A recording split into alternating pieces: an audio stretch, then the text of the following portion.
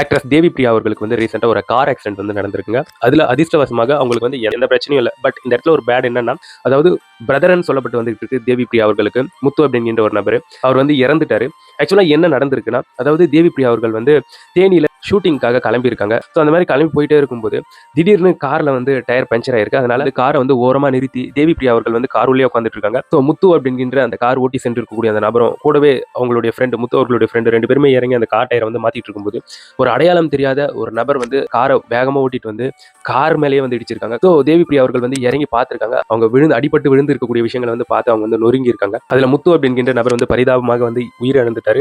So இன்னொரு நபர் வந்து பலத்த காயத்துடன் இப்போ ஹாஸ்பிட்டல் இருந்துகிட்டு இருக்காங்க. ஸோ தேவி பிரியா அவர்கள் வந்து மனம் கலங்கி அவங்க வந்து பேசக்கூடிய அந்த காட்சிகள் இடம்பெற்றிருக்கு. ஸோ அந்த கார் டிரைவரும் இடிச்சிட்டு தெரியாம வேகமா ஃபாஸ்டா போயிட்டு இருக்கான். ஸோ நம்ம ஓரமா தூரமா நின்றுட்டு இருந்தாலும் ஒரு சில குருடனுங்க எங்கேயோ கவனத்தை வச்சுட்டு எடுத்து மேலே இடிப்பாங்க. இது போன்ற சம்பவங்களும் நடந்துகிட்டு இருக்கு. ஜாக்கிரதையா இருங்க. இதை பத்தி நீங்க என்ன நினைக்கிறீங்கன்றது என்னோட கமெண்ட் செக்ஷன்ல பதிவு பண்ணுங்க.